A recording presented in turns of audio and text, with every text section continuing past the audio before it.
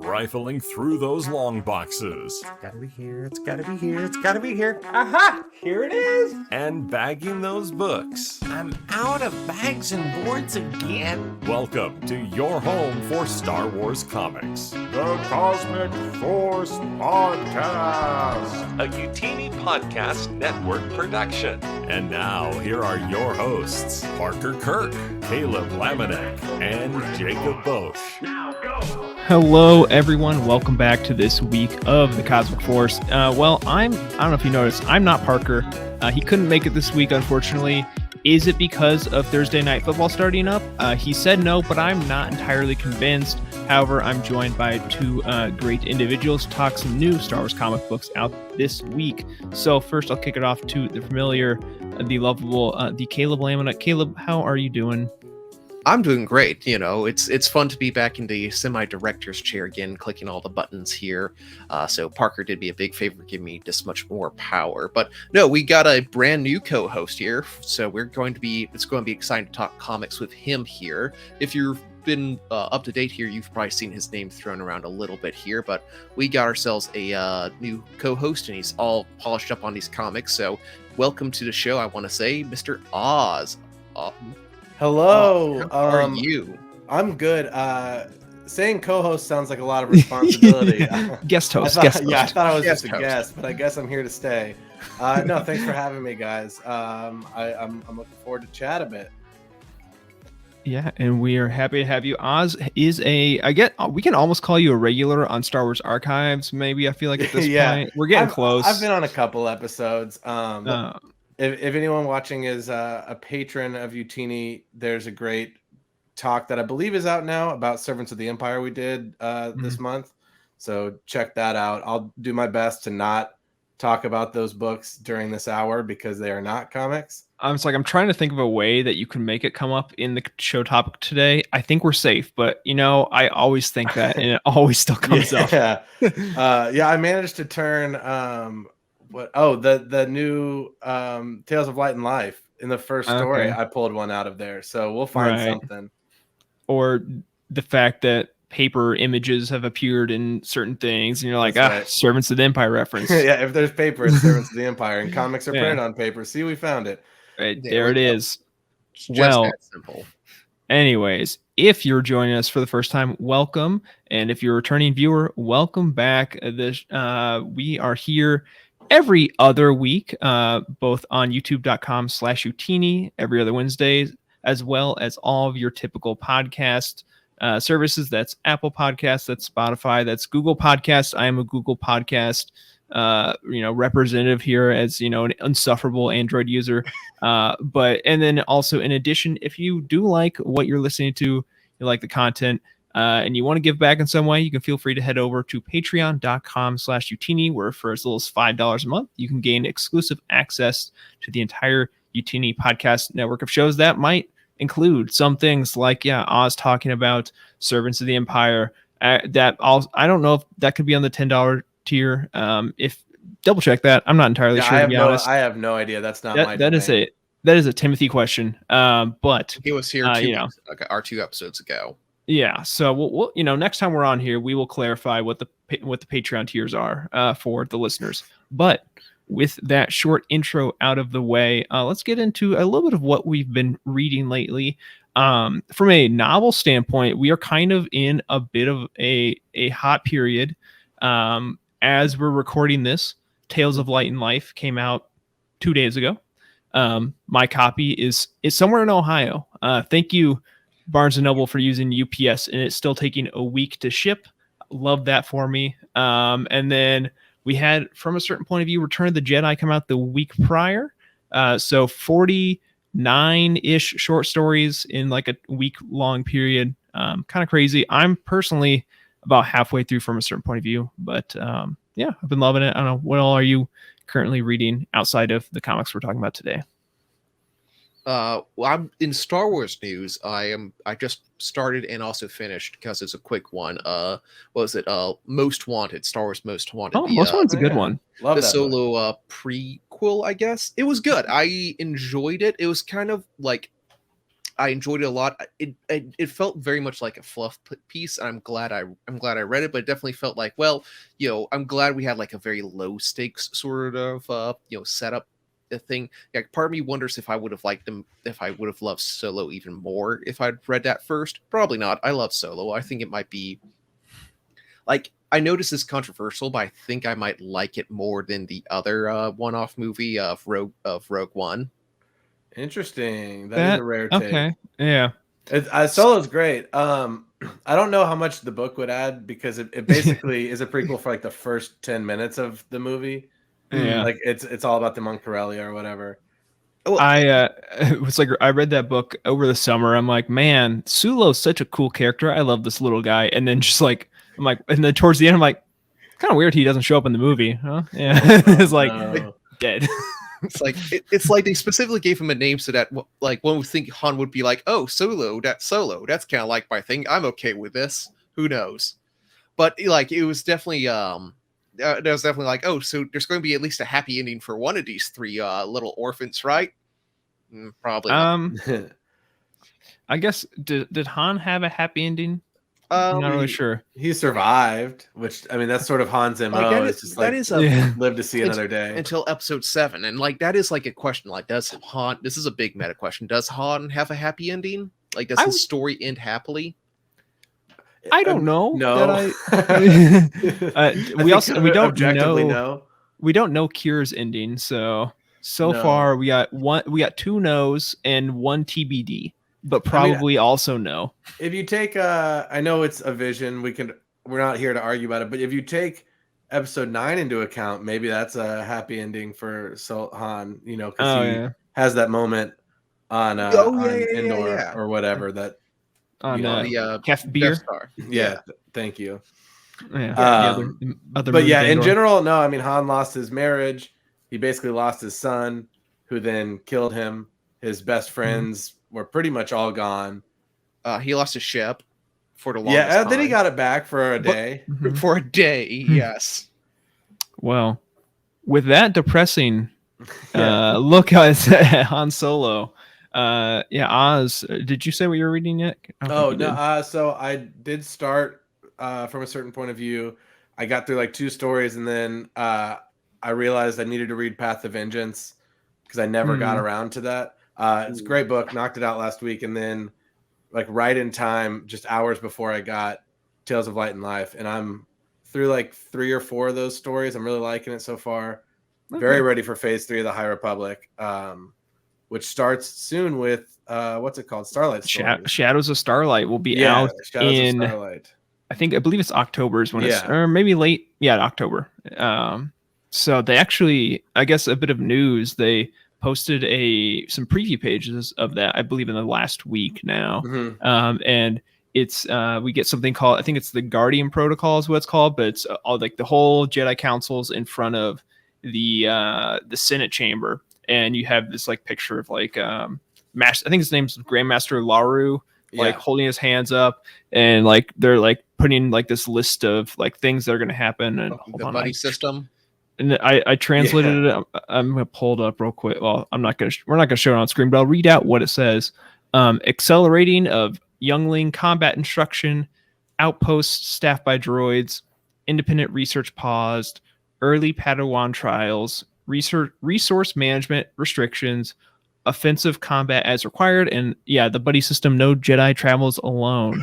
So I mean, it's looking grim. The Clone Wars, like it's the protocols they start with the Clone Wars, because I'm also reading, I'm in the middle of Rise of the Red Blade, which is a somewhat recent release, and it shows that the knighting ceremony that we find out where Anakin and all these other like 40 Padawans all get knighted at once, because that's also in Brotherhood too as well. It's originally from Brotherhood, or originally from the Tartakovsky, however you want to but the micro series, or so they're making it feel a lot like the Clone Wars in how they're going to treat the Jedi. So hopefully, I know that you were a little frustrated about that interview because they said that it's a great jumping on point for they say that with everything.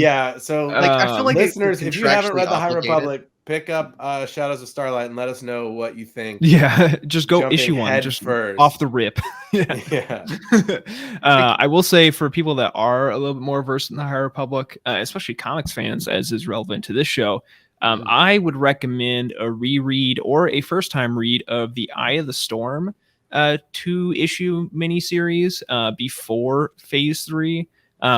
This is not with any, I don't have any like insider knowledge, but there are events that happen in that comic that so far have not been told anywhere else. And I'm kind of afraid the Storm Seeds. I'm kind of afraid people are just going to forget about it or not know and be like, what's going on? And you just like, here's this new information on you. Yeah. That did come out 2 years ago. It's going to be important. Yeah. One, because it was like the epilogue to the whole phase. And also like everything in Phase 2 in the back half of it was like mirroring. It was setting up for Marchion Rose, what he does in that comic book. Yeah, the establishment of the occlusion zone and all this stuff, I would definitely read that. It's in the volume or the volume 3 trade paperback. So if you need a way to read that. I feel like I made a mistake with Phase 2 in that I made it all the way through to the Battle of Jeddah and then I put it down. And literally everyone else says like from then on it gets like the gas gets turned on. It gets really good after the Battle of Jeddah. That I will say that is true, but that also kind of ignores the fact that the Battle of Jeddah is like half the content of the phase. Like getting to the Battle of Jeddah is the start. Like you got so much content that is set, like, and Oz and I know this because we've been working with like timeline stuff and reading order stuff on the website. Just like there is so much Battle of Jeddah content that it can be a lot. Yeah, if you with this one, if you're going like all the way in, you see the same events from different angles a lot of times, which can be cool, or it can be like, all right, I'm ready to move on. I liked it. It's there's like, an element from another of cool point of view, like episode 4 and 5. Right. But yeah, Caleb, what have you read with Phase 2 then? I think I've read the first 2 novels. Like the first Passive Deceit and then Convergence, yes. Which I was, they were okay. Let's just go ahead and they're okay. And then I did the audio drama of Battle of Jeddah, and then like the first 8 issues of the comic, or 5 issues of the comic. So you are basically, I feel like I'm like halfway through. That's pretty spot on. It's Dark Horse also isn't making it easy to stay caught up. It took the release schedule for the single issues was wild, and then they released 4 issues on one day. Yeah, which I've been reading comics for like 15 years and I've never heard of that. And then their first volume still isn't out of Adventures. So good luck, everybody. Yeah, I if you had not gotten as far in, I might make some recommendations, but at this point you're so far into it, you might as well just if you want to see it out. I do want to see it out. It just I've picked up a couple other books and some Discworld things, some I just want something light palette cleanser, so I went to just a one-off. Listen, all I have to know about Most Wanted is that they appear in Solo, the movie that I like. Yeah, that's all I need for this book. Oh yeah, for sure. But hey, and we are in a hot zone of books between all of the things we've already talked about. Crimson Climb is in a month now, basically a month from today. I think it's the 8th of October. Oh, nice. They just announced Dude, Where's My Starship of the Jedi Council, right? It's the road trip movie. Okay. Yeah. Well, I was getting to that. Yeah, the Living Force. Solid reference there. Not real relevant. Not to be confused with our sister podcast, The Living Force. As they left the air temporarily, they announced a Living Force, the book by John Jackson Miller, who's making his canon novel return after 10 years away. He had a new dawn. He's done some things between now and then with short stories. Mainly just short stories. There's a lot of short stories, though. Yeah, he's in at least 2 of the Fact Pops, I think. Yeah, he's in. I know he's in Empire Strikes Back. Was he in A New Hope? I don't know. There's 40 people in each of those books. Yeah. And then he did a bunch of, or not a bunch, but a handful of insider short stories as well. So It's going to be early on. hilarious if at some point in the near future they release a comic book called The Cosmic Force, just to like It's like we're straight up mess with the SEO. we're gonna get sued so hard.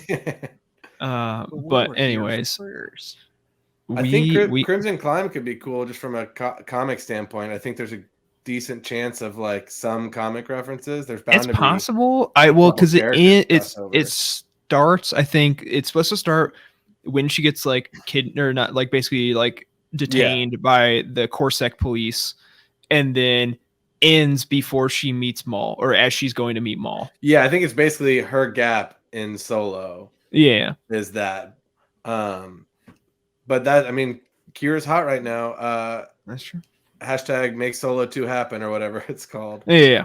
We gotta get those out there. But I feel like we should probably eventually maybe talk about what we're actually our main focus today, so we're not here all night. Dark Droids is going on. We gotta stop talking Star Wars and start talking about Star the Wars. right Star Wars. Yes, Exactly. Dark Droids is happening. We have jumped from the Kira trilogy of events to the next trilogy, or hopefully not trilogy. Jesus, the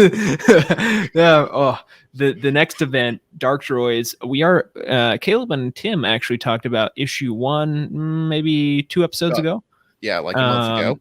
And now we're here talking about issue 2 of Dark Droids, which came out last week or this week as we're recording, and also the first 2 Star Wars issues of the event, which are focusing on Caleb's very favorite Lobot and Lando. And Charles Soule did say, I believe on Twitter, that this is, or X or whatever, that this is kind of going to be a follow-up on his miniseries. And so far he is, I think, delivering on that promise. It's really getting into the emotional impact of this relationship between the two. Mm-hmm. In one issue, there's like a literal callback scenes of like the ending of that series. Yeah, doesn't it like have them in the escape pod or whatever from the Imperialis? In 37, it shows a flashback to them meeting, making the plan for what the first page of the Lando miniseries, and then it cuts to like later, and it's literally the last page of the miniseries. So you could, if you haven't read the Lando miniseries, you could read 37, stop at the flashback, and then read all 5 issues, and it would tell perfectly. And yes, Caleb, shame on whoever hasn't read it. Exactly. Like, it's only the best Star Wars comic ever written. It's up there. It's up there. Yeah, for sure. So yeah, do we want to talk about these issues a little bit more? Yeah, so let's go ahead and start with the Star Wars, I think. Star Wars 37 and 38 here. We'll mainly talk about 38 here. So what was the creative team on this? Jacob, can you run it through? This was so first off, all the issues we're talking about today were written by Charles Soule, Man is a Machine, but the artist on this one is, I'm going to pronounce this incorrectly, I apologize, Matabek Musabekov, and then the color is Rochelle Rosenberg. Exactly, a familiar name there in the end there. So this is a great, so we'll just give a brief recap to these 2 issues here. In 37, it kind of does a lot of the pre-work here, where Lando wakes up to find his best friend Lobot has gone haywire, is overriding the fire control systems of the Home One itself. Using some percussive maintenance, he does manage to stop Lobot from blasting half the fleet to smithereens, but he learns that Lobot does not have much time left, as the Imperial implants will soon completely override his brain and shut it down. The only lead they have is an older droid from the Rebellion that the Rebellion used for an ancient language that Lando kind of double-crossed and sold the droid to Jabba once the Rebellion was done with it. So Lando bundles up his friend and goes to Tatooine. There, they find the Bomar Monastery in a bit of a pickle, as the droids have risen up, driven by the Scourge, fighting through the palace. They find themselves trapped between both the Rancor and, let me find a correct image here, the droid horde. So 37 kind of was a great kind of an action sort of thing, as we see the talkie droid. Does he actually have a definitive name here? Do we know? I know him as like the Trawak droid, which is the language he speaks, but I don't know if he has like a name. Yeah, I couldn't find. I think even on the Wook, it's like talkie. Yeah. and I think he might have a number designation. And not even Right. then, because I don't think that like with a number designation we can make a little fun little like title for him. But nope, he's just a droid that manages to escape the giant thing here. So as with many Star Wars comics, we do see like this misleading title cover page here of both Lando and Lobot being attacked by what's this EV 99. 99. Yeah. But he immediately gets turned by the Scourge here. So let's start with these droids here. So how do you guys feel like, do we feel like the it's about time we got back to this story beat, like for like in this last like 2 weeks, because we challenged Parker to do it. I went through and reread all of the like Star Wars jeez, I did not do series. that. Like I just kind of flew through it there, but you can definitely tell like I was like, oh yeah, this was a very important like story beat of like this talking droid. That was like the second arc of the 2020. Yeah. It's Operation Starlight. Yeah, with Commander Wreck. Yeah, we're doing essentially the Navajo code talker for the World War II fans out there. And essentially finding an ancient dead language that no one else speaks, so we'll use that for the code speaking. He essentially tries to double cross the whole rebellion or like leverage like Lobot's life against them. They outsmart him, and then in War of the Bounty Hunters, Lando like captures the droid and literally just shoots him out of an airlock and tells with a earpod tag on it so that Apple AirTag so that Jabba can pick it up. Yeah. It's been a long. I mean, it's probably the last issue of War of the Bounty Hunters for Star Wars was I think issue 16. So it's probably been like since 14, I think, because I think 15 was one of those was like an entire thing of just Luke and Vader chasing in starfighters. So it's been a hot minute since we've seen this droid. It's very cool to kind of come back to it finally. And like he, in case you haven't read these stories in a long time, he mentions it in these issues, but he is super, super old. Like he talks about his memory banks going back thousands of years. He was originally a part of the Imperial Museum on Coruscant, and the Pathfinders with Kes Dameron came to liberate him from the collection. And we lost, what was the name? Needle. Needle, the Quirmian dude. R.I.P. Yariel Poof's species. Anyways. But we didn't see him die, so maybe. No, he's dead. He's very dead. Or it's either that or he's in an Andor like work camp. One of the two. Right. But yeah, so I'm happy we finally kind of came back to this. Like it is nice that I think I've been reading a lot of Dark Horse like legend stuff lately, and like I felt like back then you had a lot more of like them planting a seed and not coming back to it for like 30 issues.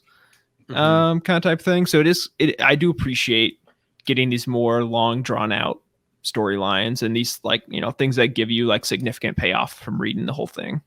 Exactly. Now, real quick, I didn't pull up a great image of just him showing him, but did they change his design? I feel like they changed. He looked a little smaller. I think his like head seems more shrunk down. I think they. I definitely don't remember well enough. I did not recognize him at first. If that tells you anything. Exactly. So, it looks totally different. Oh wait, no, that was a droid act. He got Gomorian to smash there. Yeah, it looks similar-ish.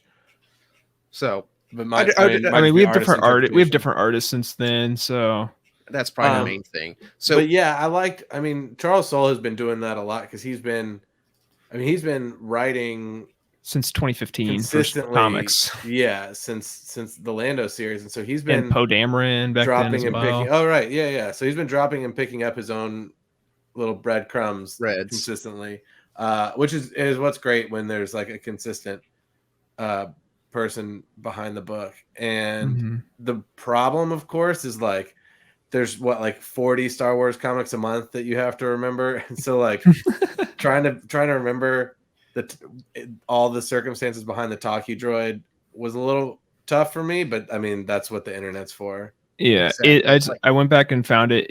He ditched it out the airlock in issue number 14, which came out June 8th, 2021. It has been over 2 years since we have seen this droid. And I mean, and think about all that has happened in Star Wars comics since then. We've had the Kira trilogy. I Mhm. mean, that's the big stuff. Trilogy. Then this Oh, happened well, like yeah, on sorry, either yeah. side of that.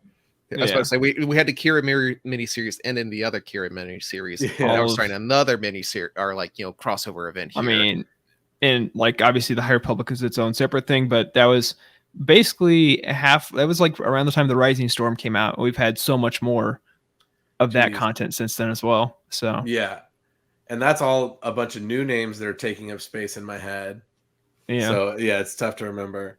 A character who literally doesn't even have a name. So Right. okay. So quick question. Do you like this is theory crafting here. I feel like I do like to ask this a lot though. Do you think this guy's going to survive this whole arc here? The droid, you mean? Yeah, I don't think the droid has a happy ending in store for him. I feel like he's just a little bit too chaotically cruel and trying to use people too much. I feel like that's going to be his comeuppance. Well, also, Yeah. I mean, he's sort of getting it from both sides because he's threatening the rebels, and then also the Scourge is trying to get him. Mm-hmm. So every droid's at risk right now. Right. That's kind of the whole thing. I'm also curious as like, because this droid has like some significant dirt on Lando, who is kind of trying to like rehabilitate himself and like be a strong figure in the rebellion. Does it make sense? Is there a way Lando can have this droid still exist without at least like wiping its memory or something like that? Yeah. Maybe. I don't know. It's his whole theme in the story so far is like, it'd be a shame to get rid of you because you know all this stuff. Right. Because he probably let's be real. He probably gets assimilated just because that makes things more interesting. Yeah, I mean, like that's going to be hardcore if the Scourge gets him. And he clearly wanted him. Should we talk about the Scourge? Or we can wait for Dark Droids. Let's wait for Dark Droids. Well, but it's worth noting this is spinning out of Dark Droids 1. Mm-hmm. Right. Because we see 3PO, who at the end of that book he got assimilated. Yeah. So he's that sort of the access point there. Now, I will say we're not very far into this, but I do kind of like how they're doing this. Like, this Star Wars is telling like its own independent, like Lando and Lobot story. So, like, you're definitely seeing like the repercussions from this Dark Droids like main series here. But I feel like if you weren't reading Dark Droids, you could still get like the full story from this. It's like, oh, there's a purple-eyed like droid hive mind going around. That's pretty scary. Yeah, so far it's much more Crimson Reign Hidden Empire than it is War of the Bounty Hunters, and for that much I appreciate it. Yeah, it's almost a hybrid because I feel like it's at least addressing that main story. Like sometimes with Crimson Reign and Hidden Empire, it was like, how is this related? But it's not like War of the Bounty Hunters where it's like one scene here, then one scene here, and then the scene in this other book. And if you're not reading them all, you're toast. It's like Dark Droids, you don't, at least so far, you don't need this issue to understand number 2 and vice versa. I think we might be like heading forward like the hard convergence with maybe what Vader ends up doing. Yeah, I mean, come check on us in 3 months. Yeah, after Trevor's had a chance to go through it all. See how much crow we have to eat here. So right, yeah. Now speaking of like the emotional heart of this, like I was speaking kind of abandoned plot lines. Like Lobot's been around for like with like the mainline series here for the longest time, but he's kind of been a background character for so long. It's nice to see both of them back, like Lando and Lobot together, like on screen, actually interacting again. Right. And the problem with Lobot, of course, is that like unless you do a flashback, he doesn't really talk. Yeah. And do we think he'll ever actually be restored, or like I did have to look this up there, and like apparently he makes a bit appearance in the Battlefront 2 story, but I didn't actually play that. I think they say he helped twice, lead, but I don't remember that. I don't know if all it said is that he helps lead the rebellion to recapture Bespin after the fall of the Empire, after episode 6. I know that happens in some of the interludes. I think in Aftermath Life Debt as well. It happens in Aftermath. It also sort of happens in Star Wars Uprising. Exactly. God. So, like, he's made references, so this is not Star Wars Archives. We cannot go on an uprising tangent right now. all I'm saying is that apparently he, like, in canon, they have established that he survives, but it's a very tenuous sort of thing. Yeah. So if Charles Soule wants to kill him off here, like, I wouldn't say that would make like in the timeline and we all have to throw our hands up and riot here. But yeah, I would riot because I at least want Lobot according to the book survive. right now, he's in Aftermath Empire's End. So as far as we know, he's alive post Endor. But to dig into Jacob's question here, is he like alive and thriving and talking, or that's is he, I guess the more important thing. I have not read that book since it came out, which was like 2016. So yeah, it's been a hot minute. But it'd be cool to see him rehabilitated. I mean, he's always been a cool dude ever since he's in Empire, but he doesn't show up in Return of the Jedi, and so I guess they got to explain that. Exactly. So maybe he's going to go like rehabilitate. Maybe he's going to track down and see if he can get his afro back here. His I love that look. Headdress. Gosh, like this is from audio listeners. There's a flashback where Lando and Lobot go essentially clubbing because it's easy to use Lobot's interactions so he can count cards and get the best odds here. So in order to disguise that, they have a giant pink fuzzy like wig there. They put a mop on his head. Yeah, Not really. It's it literally really just is. a mop. It's this like ridiculous disco aesthetic. I mean, which Lando already kind of has, but it's even there. His pants are a little bell bottomy.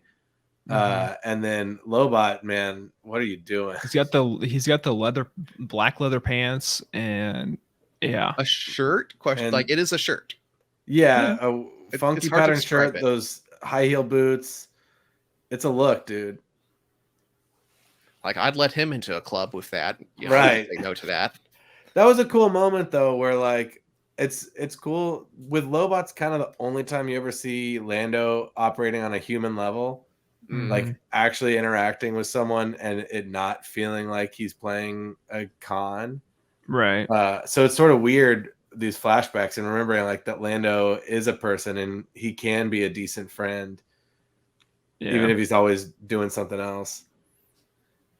I love this. There's that panel here where I love the juxtaposition of like, that the happy halcyon days of youth, and then it shows like Lando like literally dragging up Darth Lobot over there. Darth Lobot over there, through the sands of Tatooine, just like, this is my last chance to redeem you. And like the Lando miniseries did a great job of showing why Lando and Lobot connect there. We still haven't seen how they meet in canon yet. So I feel like maybe that'll be like a flashback we'll be getting eventually in the series. Did we not? Was that not part of like? Oh gosh, was because his like Age of Rebellion comic does that? That has them together, and they're like they bet all their stuff so they can keep Bespin going. But I think that they've still been met during that time. Okay, there's still the partnership, a duo ship there. With this panel, is this comic the first time we see Lando's Jabba Palace get up? I had that thought as well. I think so.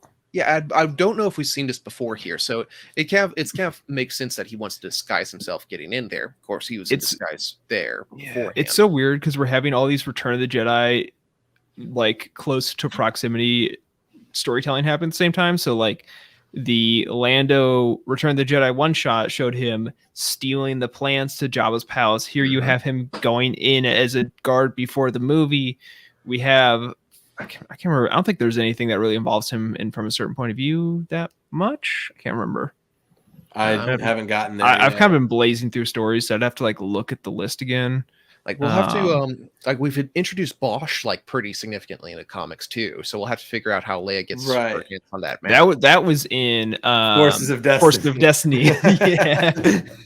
It's Something tells me they're not going to be too concerned about glossing the canonicity of that. Yeah. But yeah, that was one of the first stories. That's an old one. And it was. I remember even at the time thinking that felt kind of important to put in this little 3-minute kids short. Okay. Well, no, there's a comic adaptation too. That's true. But then we're also getting like in this comic, Luke's working on his lightsaber.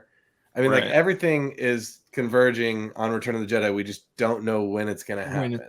Right. Like, is this going to be like, is it like going to be the last 5 minutes of a basketball game where like, we're like Yeah. 2 weeks away from this, but boy, these 2 weeks are going to take like 30 issues. Charles Soule just keeps calling timeouts. What we need to switch Star Wars comics to the ELAM ending format or whatever the heck it's called.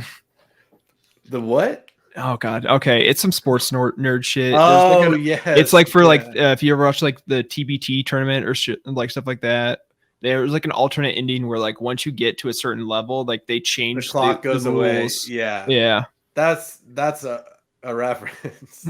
Yeah. I don't know what the crossover between Star Wars comic reader and alternative formats of basketball is, but anyway. It's not non-existence. Let's put it that way. Yeah, So someone out there liked that joke. exactly. So no, it's great to see Lando. It's great to see Lobot like interacting together. We got a couple of our fun things. We got to see Boba Fett in like 2 panels, like shooting a bunch of droids. We got to see the Rancor show up, but we all know that the Rancor will have to survive this one here. Like Could be a different Rancor. Could be. It's not Batista. This one is Moochie or whatever from Bad Batch. God, that's too much for me, man. Man. Yeah. Yeah, it's great. I mean, I love Return of the Jedi. It was always my favorite of the 3 growing up. Thank you. So like this is a Yeah. this is a great Return of the vibe. Jedi fans. Like I think I like we had the old VHSs and I watched Return to Jedi like more than the other 2 combined, I think. Yeah. That's because it had the bigger action scenes. Of course, that's like a 6-year-old. And Jabba's Palace was 7-year-old. just so cool. There's so many action figures in there. Mm-hmm. And you got the nice green lightsaber popping on the blue Tatooine sky. You know, definitely very a reason to reason for change it. it. Yeah. It ended with an awesome lightsaber duel and a space battle and a ground battle with the Ewoks. Like, what more could you want? Yeah, so I mean, the comic really is setting all those pieces up. All the dominoes are about to fall. Right. And so, we got to wonder where Lobot is. Yeah, I remember making like the kind of joke and like also I was like maybe prediction of they steal an Imperial shuttle in like the very first issue, maybe like the second issue of the 2020 run. I'm like, is that Tiberian or whatever the shuttle they used to go to Endor? Yeah, Tiberian Could be. Yeah, I don't think it was. Like I feel like every time I see a shuttle, it's like, is that Tiberian? Is that the one? It could be. Maybe Watch it. Are So, we? sort of on that note, as far as what this comic's been setting up, we haven't seen Luke since like he was on that planet and got his crystal from whatever is going on. Christophsis. Yeah. Oh, it was But on Christophsis? Yep. Okay, Yep. right. But yeah, that was issue 35, I think, and then or wait, and Yeah, and 35. then they had 6 was the like a bombing. then there's shot the 2-issue on crossovers Coruscant. because he went to.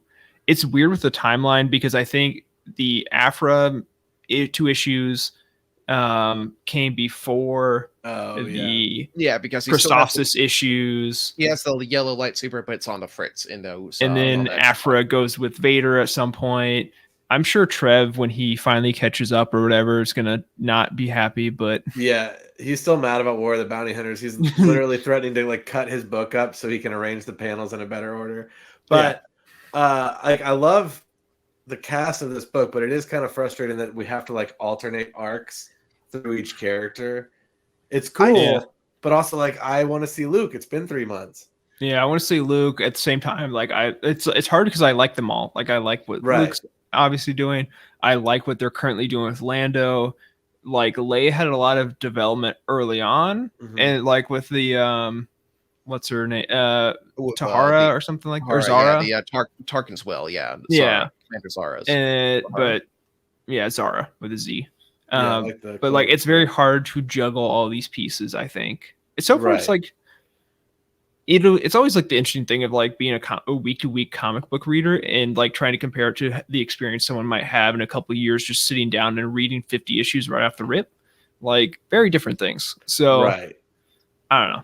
I kind of like the more like narrow focus because I like having like this is the Lando and Lobot arc. Like the last one we had a Luke arc. I like when it's like when you can have kind of an arc and you don't feel like you have to like, this is the Lando arc, but also Luke's here because it's the Star Wars mainline, so we have to have him kind of tag. Oh yeah. You don't want like 8 pages of each story in one issue, or just like and then Luke's here because we're contractually obligated to put him on like 3 panels per issue. Yeah. Well, but it's like because I read Dark Horse's like Empire run a while back, and that's like we're gonna have it's gonna be a Biggs arc of like 6 issues all about Biggs, but it's gonna be 2 issues and then a random one shot, and then maybe 2 more issues, and then like 3 issues of a different story, and then we're gonna finish it up. You should read them all together, but we're going to break it up over like a year's time for some reason. So like this is nothing to me. Yeah. But they did, I think, mention the previous the bombing on Coruscant. Yes, all those dudes were like, "We love what you did on Coruscant" or whatever. I thought that was a cool issue too. The one weird thing in that one, he was kind of gung ho to help the rebellion, and this one, it starts out he's like, "I don't even know why I'm here."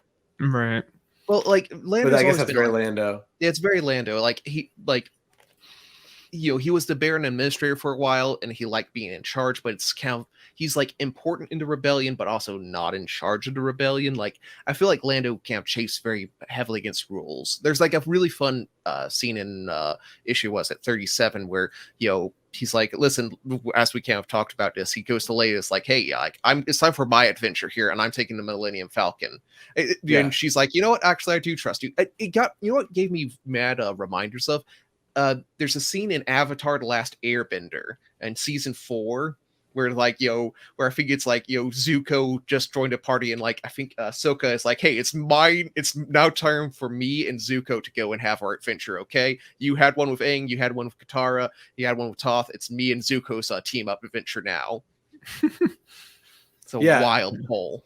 I thought you were just gonna say secret tunnel, so Hold on, no, so are you about to say something real dumb? Please don't say this. I'm not a fan of that show. I just haven't watched it. Wait, you haven't watched it? Well, I don't think you want to know I watched 4 episodes and I didn't care for it, and I moved on. It happens. I was gonna say, as much as I love to get into tangents, this one I'll skip over because I feel like it'll upset people. Everyone I tell that I didn't, they're like, you just didn't watch enough. I'm like, look, I put 2 hours of my life into it. I'm so happy that y'all love this show. There's a lot of content out there for me that I gotta go find. I will respect that. I am not anti Avatar: The Last Airbender. I'm similarly not pro. I am just. I thought you were going to say I am anti James Cameron Avatar, though. No, we don't need to go down that. Yeah, route. No. Anyway, so Dark Droids number 2. Yes, speaking of crossovers and fun things, let's talk about the second half of this whole thing, Dark Droids issue number 2. I felt like this was a really meaty issue here. So we should probably go through. What was the creative team on this one here? Writer, I feel like... the writer again, Charles Soule, and then artist Luke Ross, and color Alex Sinclair. Nice. So have a quick recap here. The Scourge is experimenting. They're learning from past mistakes of when they underestimated the Force. So they use C-3PO to kind of question Luke about its nature and how it relates to droids, as well as disposing of R2 out of an airlock. Meanwhile, Ajax is gearing up for war, putting on more armor and transferring an ally into a battleship for their crusade against the Scourge. And then meanwhile, the Scourge itself creates a diversion on the Rebel fleet. So C-3PO, who's been corrupted, can leave and set their sights on the ultimate of cyborg force relations, Darth Vader. This issue was insane. Like, in a good way. Like, there's so much going on. Like, there's like, as I said, like we saw like a murder happen here where like, C-3PO completely like shunked poor R2-D2 out. I'm really hoping that tiny little like C-3PO staring out the porthole becomes a meme, kind of like this is a deep pull, but the LaRocca face of the dude on Mutiny at Mutiny at Mon Cala, where he's like peeking his head out the bathroom or whatever. You know what I'm talking about? Oh yeah. There's a lot of Salvador LaRocca faces that are memes, so it's like you got to Yeah. That's because he found memes and then drew them. It's like the imperial governor that they kidnapped, and it's just like his face like poking out the hole in the background. I feel like this has that potential of just it. Like I was talking about this earlier on maybe it was Slack. The image of in my mind of like this newly, assimilated psychotic C-3PO who drags R2 by the antenna and just yeets him out the airlock, and also murdering people in cold blood. Just the image in my mind of Anthony Daniels being this C-3PO is the funniest thing to me. He would love it too. You just know if he saw this that he would dig doing this dialogue. Yeah. It's just literally like drags R2 behind him and just chucks him. Yeah. Well, at some point in the issue, muscle. Yeah, he at some point in the issue like talks about slamming someone's face up against the wall and like beating him to a bloody pulp. Like Luke. Like, it was Luke. I can just like like trash compactor this guy, Right. He says I could crush him like an egg, snap his bones, and watch his mind splatter against but I will not. Like yeah, again, just what the normal C-3PO versus this. It's honestly like I'm really, because we have D Squad coming up. I don't really know what D Squad is going to be. Are they going to be part of this? I think they might be like the team fighting the Scourge, and that's why we had to get rid of R2 here. Yeah, I think that they're gonna go get R2.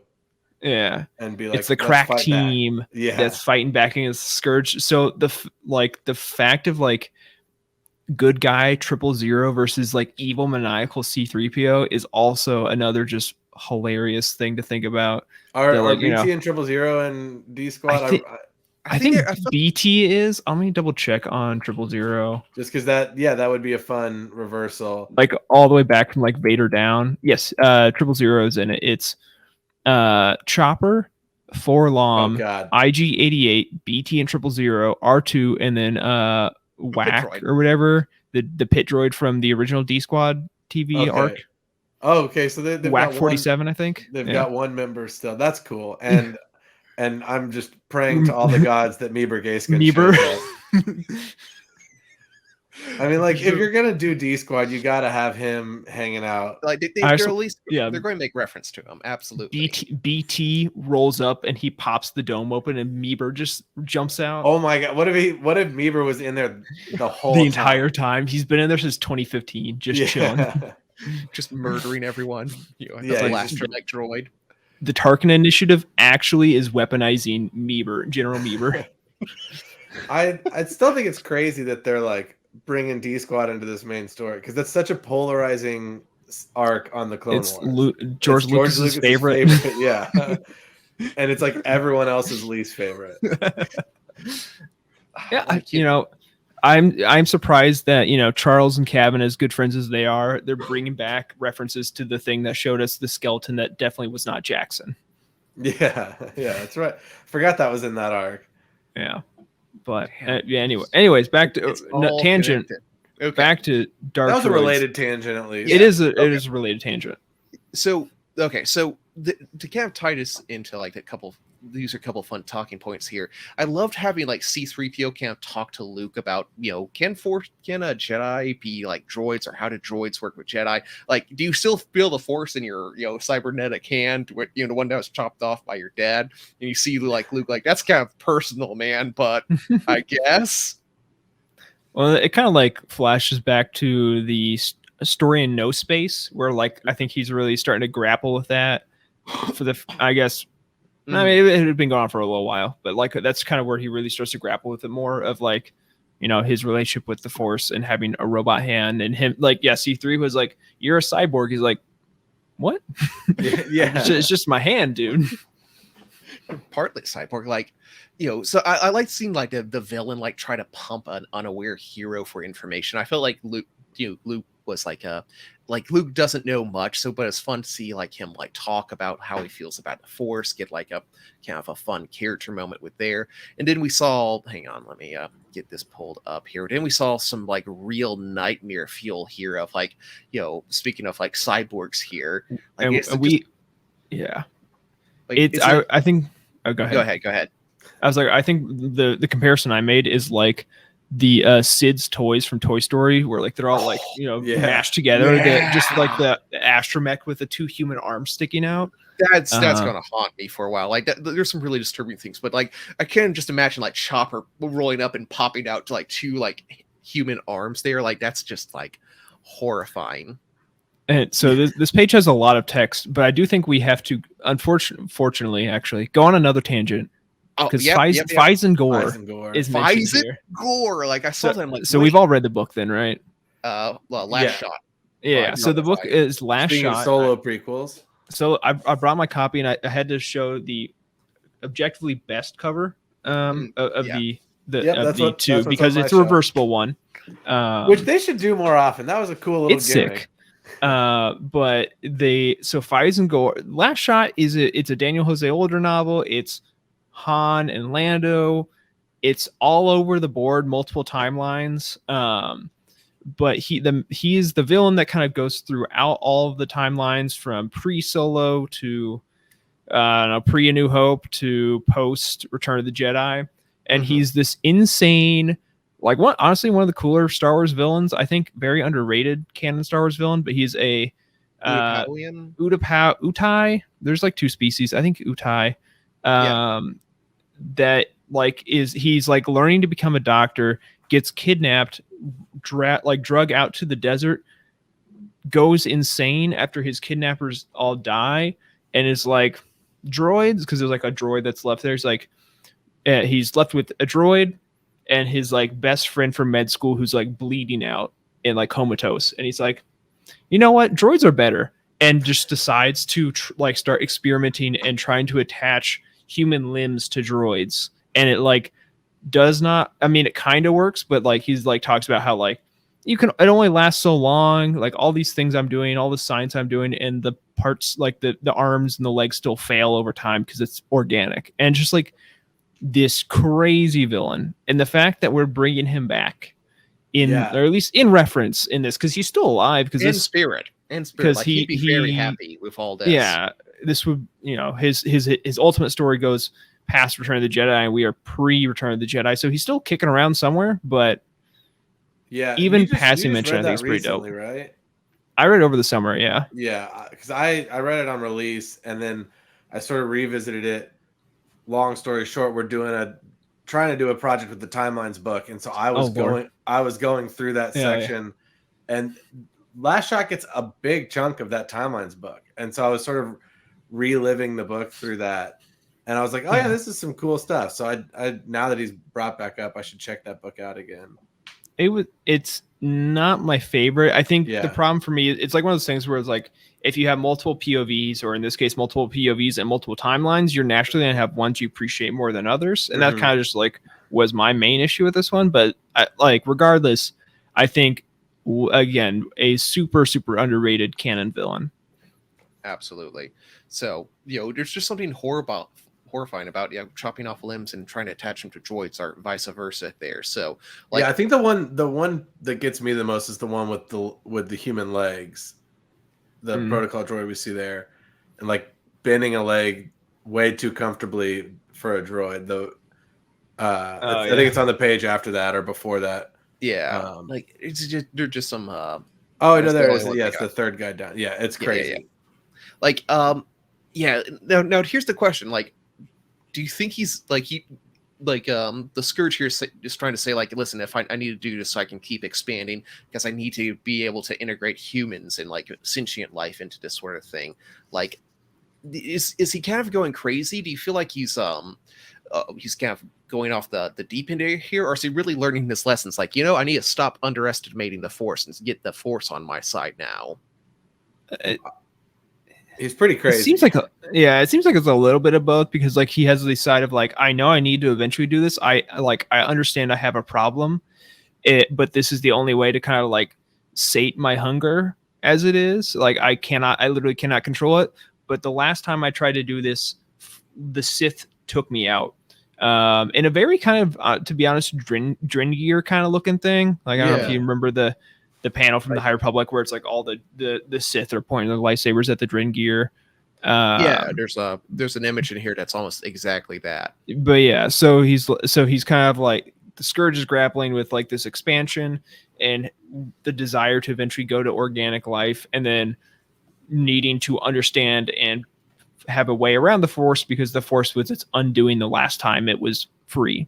So he decides. There's also another one of those times where like we get some references to the Sith doing some cool stuff way back in the day. I'm like, I want to know more about that.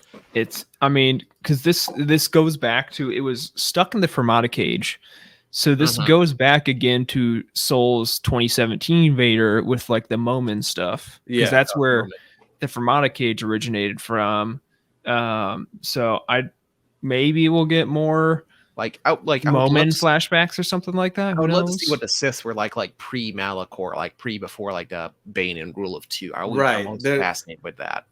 Because we get little nuggets every once in a while, the Dringear and this or Momin, and they won't show us all of it yet. What's the dude from Dark Legends, the one that's like in all of George Mann's stuff? He turns his apprentice to stone. Yeah, I don't remember, but that was a cool story. Yeah. So, but speaking of Sith, this guy did this villain, this Scourge is like, you know what? I am going to take over, Darth Vader. That's the one that's gonna go. I feel like half of this series, half of the Cosmic Force has been talking about like, man, you don't mess with Vader. Right. Like, that's a bad idea. Like, I feel like he's done a good job. Like, I'm not going to underestimate the Force this time. I'm going after Vader. Like, did you not hear yourself speak here? Have you not read the past 6 trade paperbacks where someone tried to come for Vader?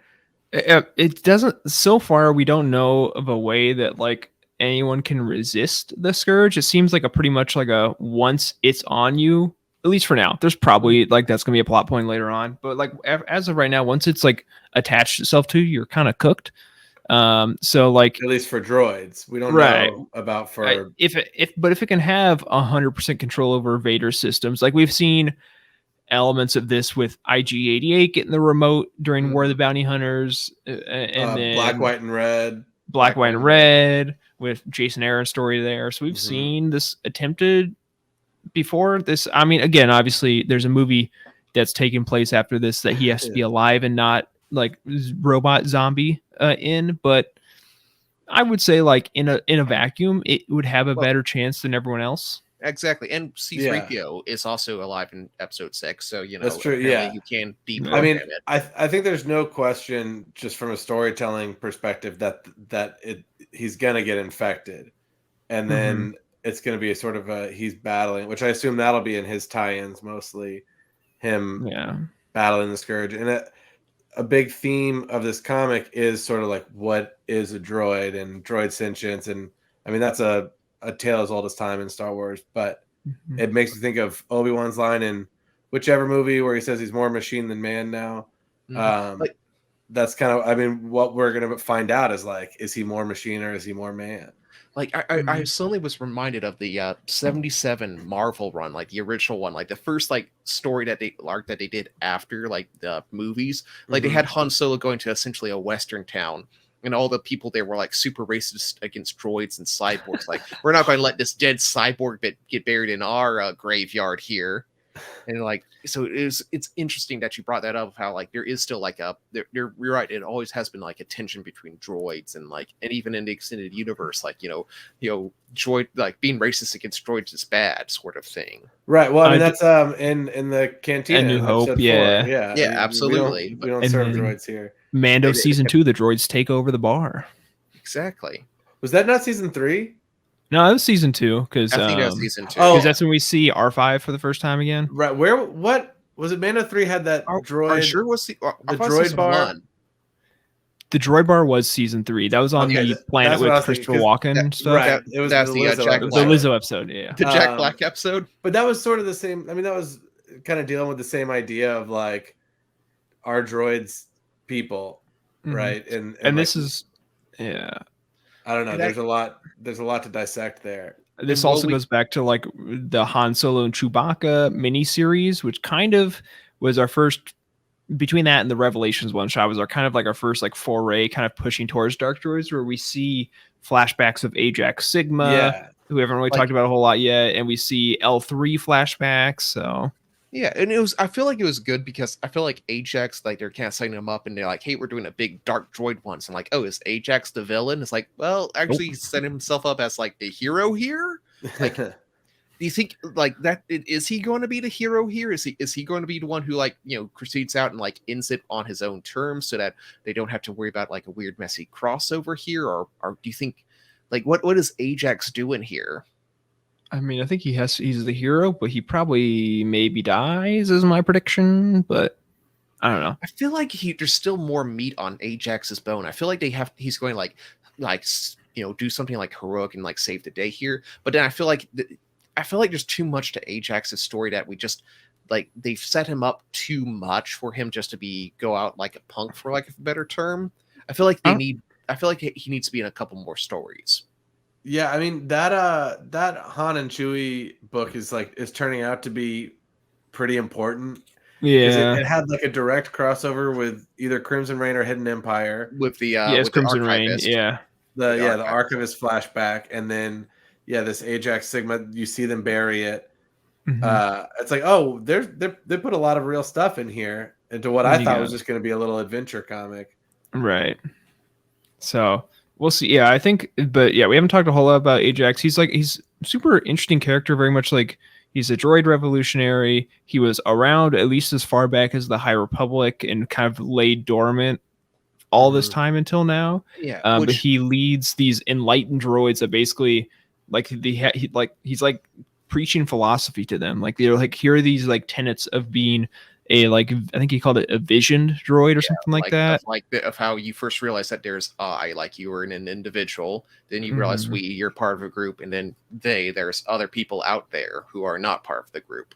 Yeah, it's like a higher level of sentience, like people that are like aware of their place in the world and like kind of are ready to make a step towards like droid liberation, independence, however you want to approach it. So it's interesting. I think like Kayla, you mentioned he's been set up a lot. I think like I don't even know if it's that, like really there's been like 3 comic book issues that have like been like Ajax is a dude. He lived a long time ago. He's sealed away for a reason. And that's about it. Like I think, yeah, we're gonna get hopefully a lot more development of him, but I don't know.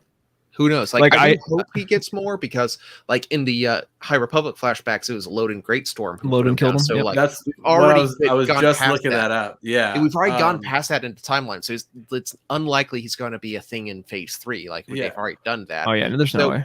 Technically, it's just a Twi'lek we see. We don't... A Twi'lek with a gold lightsaber and like gold bands around. Like just saying.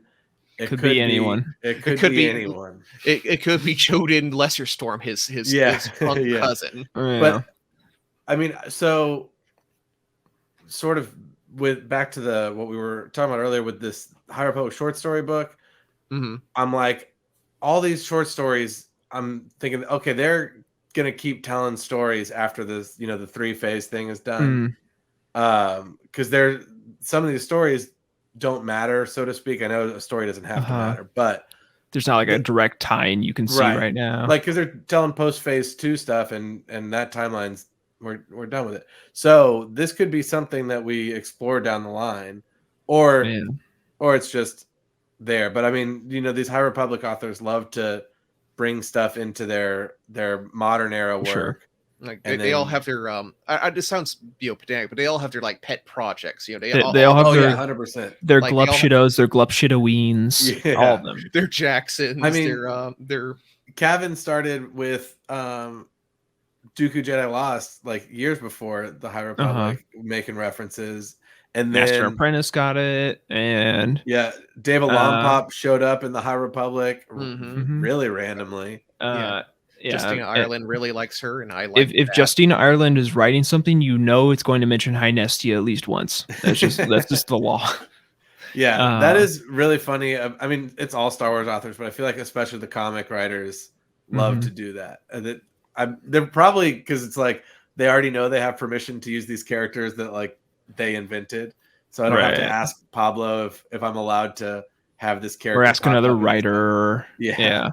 I think my prediction with like this, like, I guess post phase 3 world we could live in, I think we get more things just like that are more like Padawan, where it's like we're getting lots like the junior novel, the YA novel, like we're like it's set somewhere else, but we're giving heavy influence from the High Republic and stuff like that. But maybe one of those is the Ajax story. Who knows? Yeah. That could be that. They're also doing the why am I blanking on the word? The Acolyte. That's going to be a post phase 3 story, right?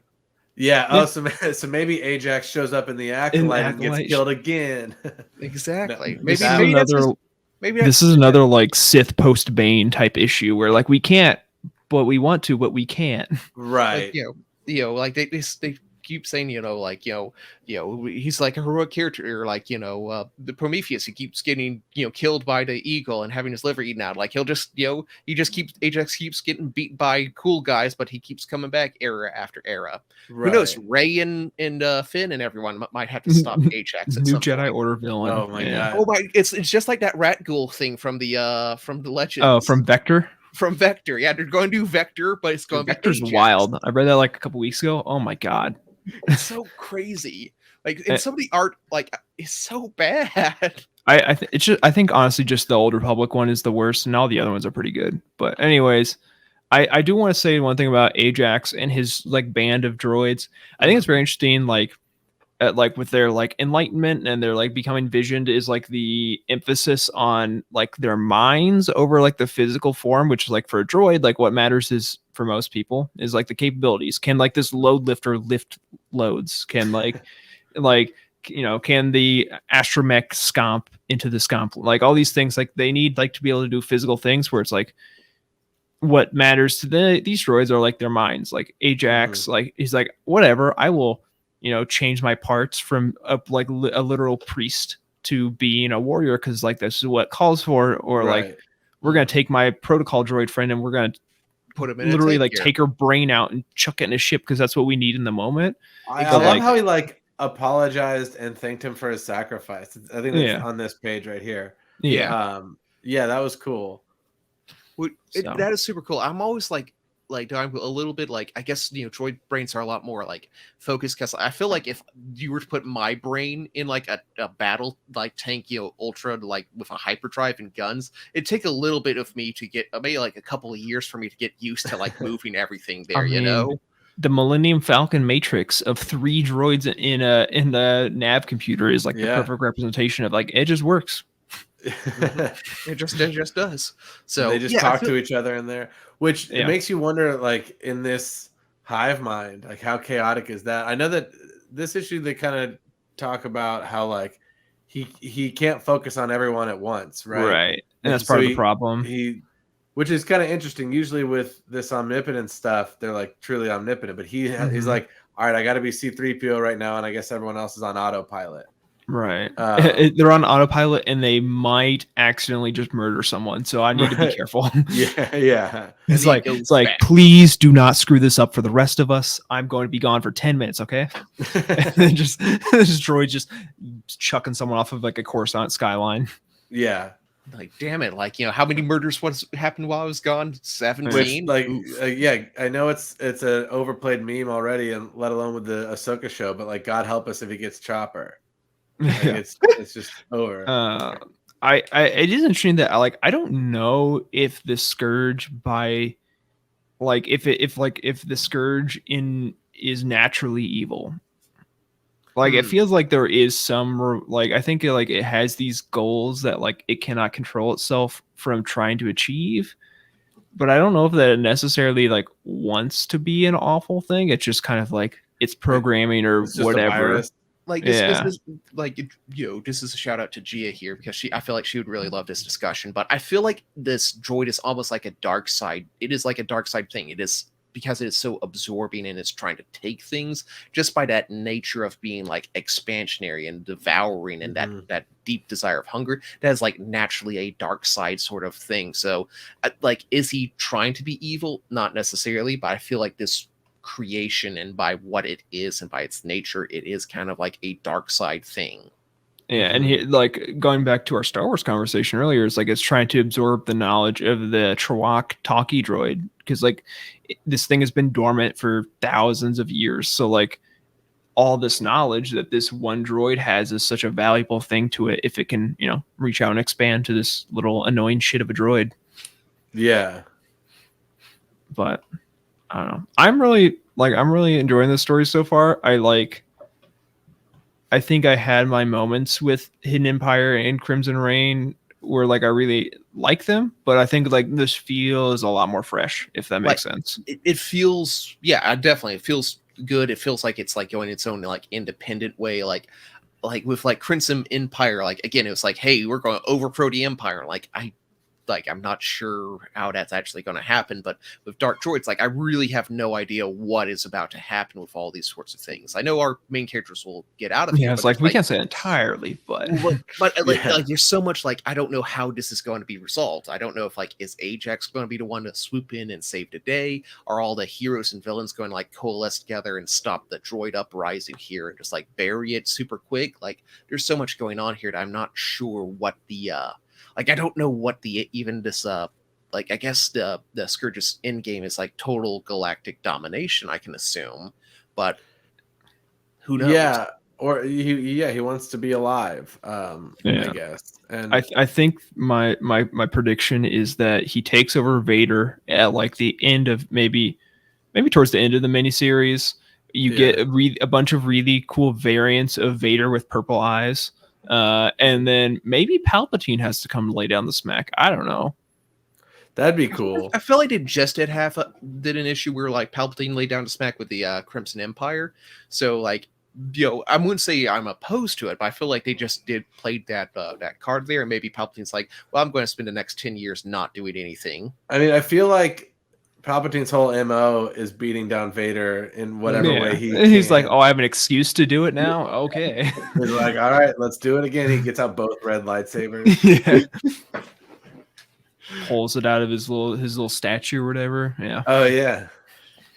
His little flip top there. His little switchblade. I think the one thing, it's sort of in relation to like this being after the other three events, it's like I'm ready for that to be over. I know that like I think that's what everyone kind of feels. Yeah. Because I've been a Marvel fan for a long time, and that's often how the main Marvel comics are. It's like every summer there's a new big event. And we've kind of been alternating arcs on every book where it's like they get one story and then we got to tie in with Crimson Reign. We get one story, Hidden Empire. Like just tell just Star Wars and then just Dr. Aphra. Just do separate things again. That's nothing about this story in itself, because I am enjoying it. I was about to say, I feel like they're doing a better job. It's like you can definitely tell this is a Star Wars story. This is like a Lando Lobot sort of story, and like the Aphra story is like setting itself up. Like, hey, we're still doing like major plot progression with the Aphra thing. It just happens to also feature like haywire droids. Right. And I think that'll all just depend on how it culminates with and how much it crosses over. And I was really shocked at like we only got 2 issues for all these main lines between Hidden Empire and this. And I'm like, that is not enough time. But like I don't know. So far I'm into it. So we'll see. We'll see how we feel. You know, again in like 3 months from now. You know, so you better tune in then, listener. Yeah. You gotta keep listening. You gotta see how our opinion like sours or enhances itself. No. We're good vibes for now. We're having a good time. Yeah. Speaking of good times, what's coming up? What else was released this month here? This past 2 weeks we had the first 2 issues. I don't think any of us have read. Mando season 2, issue 3. I saw the movie. I saw the TV show. I know. I'm familiar with the story. That's the Bo-Katan episode. That is the Bo-Katan. I did flip through it at the comic shop, and then I was like, okay, I've seen. And then Hyperspace Stories 8, which I know I think we're all trade waiting for Yeah. hyperspace stories. So maybe Actually, someday. so that trade just came out within the past couple weeks, and so I did read the first volume of that, and I like it. It is, I mean, it's crazy that we just got the first trade, and when we were at Celebration was when they announced that. Sorry, Celebration 2022 was when they announced that Anaheim. series. So And it's May of it's taken forever. It's all right. I liked the first IDW Adventures run better, but it's cool that there's this continuing story through it. And they're sort of like with the Wookiee. I don't know if either of y'all have read it all, but I have it on my shelf. Yeah, it's a little expensive. Dark Horse, if you're listening, doesn't make sense. But well, speaking of, Marvel raised the prices on all their issues seemingly by $1. So thank you. It's great. Yeah, y'all need to do an episode on just like our frustrations with trade paperbacks and collections and pricing. Don't get me started on the blade being blue. Don't. But anyways, and then the other one that came out over the past bi-weekly period was Bounty Hunters 37, which I really enjoyed. It is a continued trauma on Balance, which is kind of the MO of that series. I feel bad for the dude at this point. Like, wow, they're about to Lobot him and get all his memories off. He cannot catch a break, and I mean, that's been ever since he showed up in Imperial Cadet was where he in canon, and he just Target Vader and keeps losing. And even in the Legends, like they killed him off pretty brutally by like having like dropping Vader, him like an acid lake or something like that. Exactly.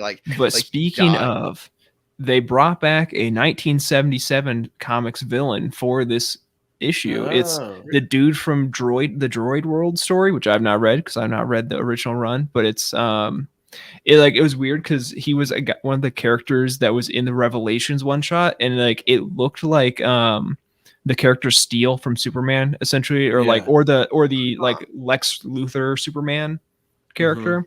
And I'm like, why is Lobot look like insanely like jacked and like a 90s like if they did a Shadow of the Empire toy for Lobot, that's what it would look like. I'm like, why? What's going on here? And then no, it's this dude from 1977.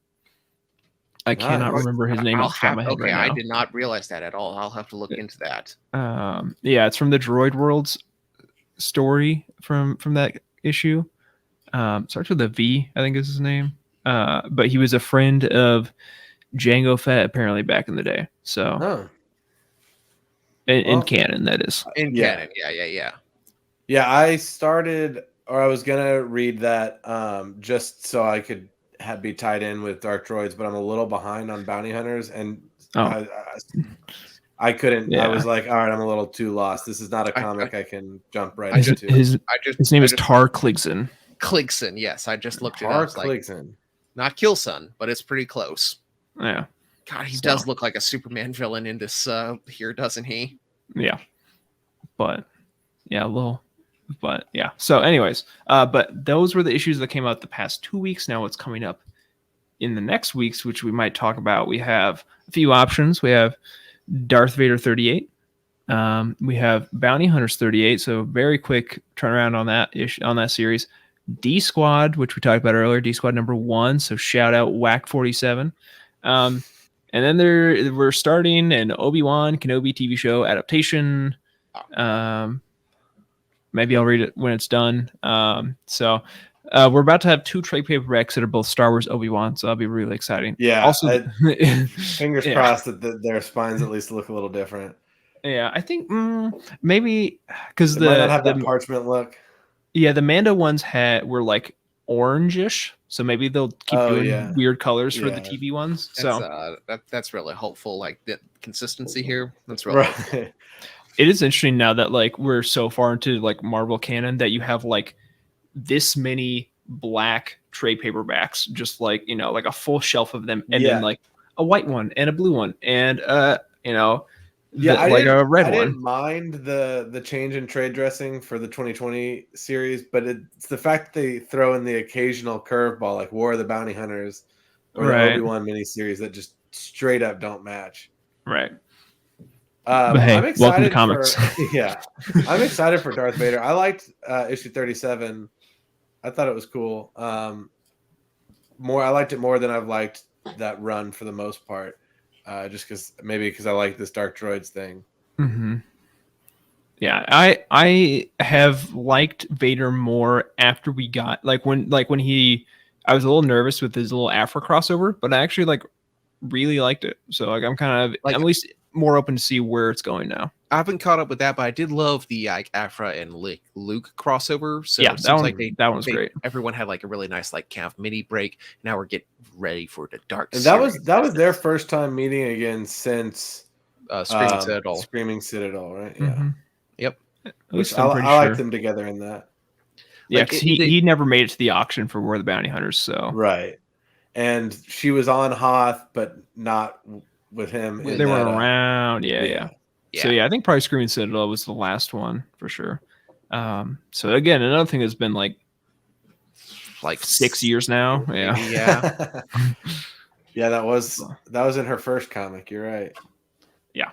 So, anyways, but yeah, so a lot of great stuff. But I think we're about done for this evening. Oz, I want to thank you for hopping on with us. Oh yeah, thanks for having me. And we'll get you back there at some point. But anyways, that will do it for this week's episode of the Cosmic Force. Don't forget to like and subscribe to the show right here on YouTube, where you can watch us every other Wednesday. We also encourage you to subscribe to our audio version on whatever podcast platform you listen to. Again, shout out Google Podcasts. And also, Spotify now works with Patreon. So if you're a Patreon member, you can listen to your Patreon podcast on Spotify natively.